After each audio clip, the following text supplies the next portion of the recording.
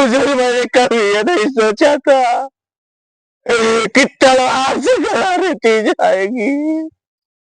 मेरा आंसू बहुत लोगों को नाटक भी लग रहा होगा, जिनको नाटक लग रहा होगा उनके घर में भी माँ बहन होगी। जिसका एक ही भाई हो चला जाए, 5 लड़कियों के बाद एक अनुरागता चिरागता जो भारत का नाम रोशन करता, लेकिन हत्यारों ने उसको खत्म कर दिया। अनुराग के पिताजी योगी जी से गुहार लगा रहे हैं, अखिलेश यादव से गुहार लगा रहे हैं, राहुल गांधी से गुहार लगा रहे हैं।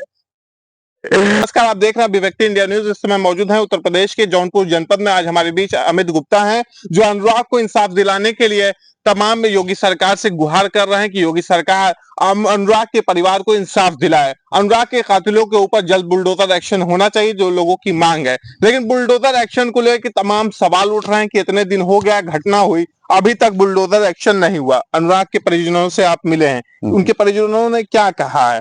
सबसे पहले तो जितने भी दर्शक देख रहे हैं, आप सभी लोग को चरण स्पर्श है। अनुराग जी के पिताजी से कई बार हमारी मुलाकात हुई है और तीसरी बार मैं मिल चुका हूं, और जब जा रहा हूं तो अनुराग जी के पिताजी रोने लग रहे हैं। तो मुझे वो चीजें देखी नहीं जा रही है। और जैसा कि आप पूछ रहे हैं कि भावुक क्यों हो जाते हैं, भावुक होने का रीजन है, हमारे धर्म में कुछ ऐसी चीजें सिखाई जाती हैं। सबसे पहले तो हम धर्म का पालन करते हैं, उसके बाद कहीं ना कहीं हम कानून को देखते हैं।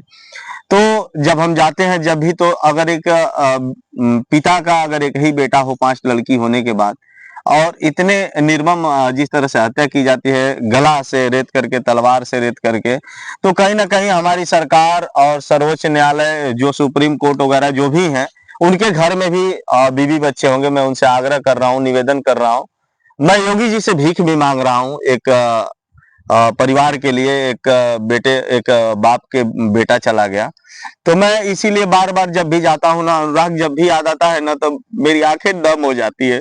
और मैं ये सोचता हूँ कि ऐसा कैसे हो गया, कितनी हिम्मत कैसे हो गई उन हत्यारों की, कि जिस तरह से अनुराग यादव के तलवार से गला रेत देना।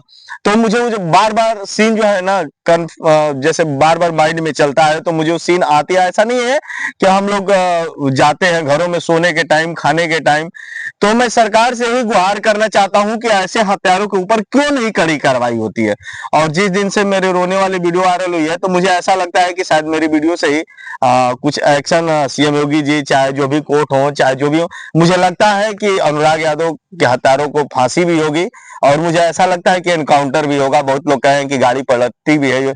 क्या मतलब संविधान और कानून में आपको विश्वास नहीं कि गाड़ी पलटती है? और ये जो आप सब कह रहे हैं, देखिए, संविधान पे तो पूरा भरोसा है मुझे, न्यायालय पे भी पूरा भरोसा है, लेकिन न्यायालय पे भरोसा है साहब, तो फिर हो क्या रहा है? बहुत लोगों का अगर इस तरह के मामलों में इनकाउंटर हो जाएगा तो न्यायालय की जरूरत पड़ेगी ही नहीं। अगर इस तरह के मामलों पे अगर नहीं इनकाउंटर होता है, नहीं बुलडोजर चलता है, तो कहीं ना कहीं जो छोटे अपराधी हैं उनका मन बढ़ेगा और वो लोग भी हत्या करेंगे। जिस तरह से दरोगा जी को ले जाया जा रहा था, हथकड़ी भी नहीं थी हाथ में, तो जो लोग छोटे अपराधी हैं वो देखेंगे कि मैं भी करूंगा, मैं भी फेमस हो जाऊंगा, तो कहीं ना कहीं उनका भी मन बढ़ेगा।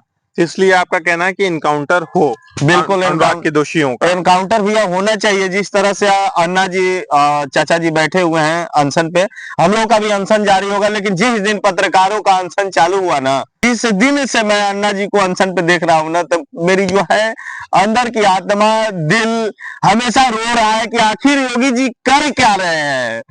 सुप्रीम कोर्ट जो जज साहब है, उनका भी पैर पड़ रहा हूँ उस अनुराग परिवार के लिए। प्लीज, आप लोग जज सर्वोपरि होते हैं, भगवान होते हैं। एक डॉक्टर जो होते हैं वो भी भगवान का रूप होते हैं साहब। लेकिन ऐसे मामलों पे जो भी नियम है, थोड़ा सा नियमावली, कानून में संशोधन कर दीजिए प्लीज।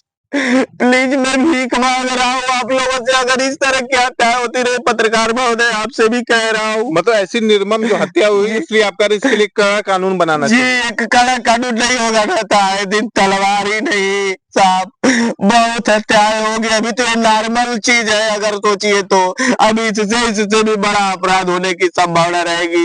लेकिन ऐसे लोगों को बीच चौराहे पे जब गोली मारी जाएगी ना, जब भी चौराहे पे खड़ा करके, जैसे विदेशों में मैंने सुना है कि अगर विदेशों में अगर कोई गलत करता है ना तो उसका सीधे एनकाउंटर होता है, वो भी बीच चौराहे पे होता है।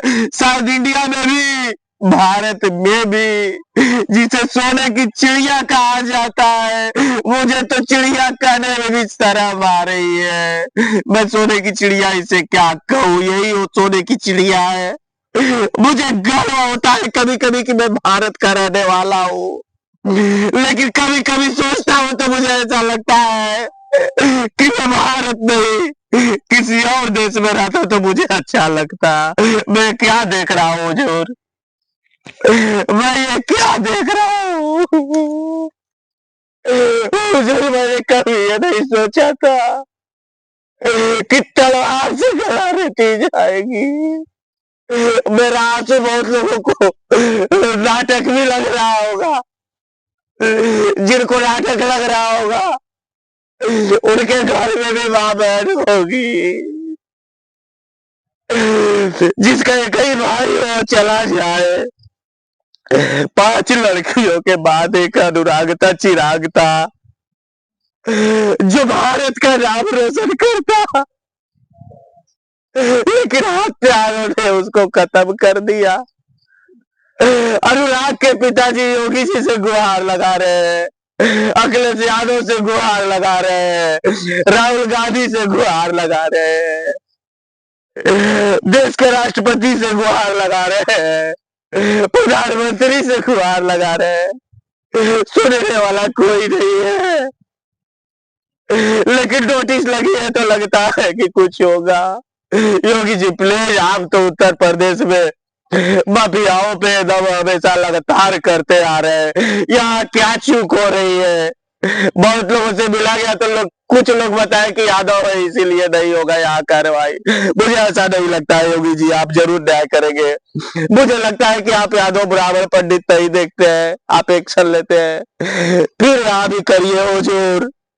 मैं बहुत से मामलों में देखता हूँ कि हिंदू मुस्लिम की बात आती है, सभी नेता आगे बढ़ चढ़ के हिस्सा लेते हैं।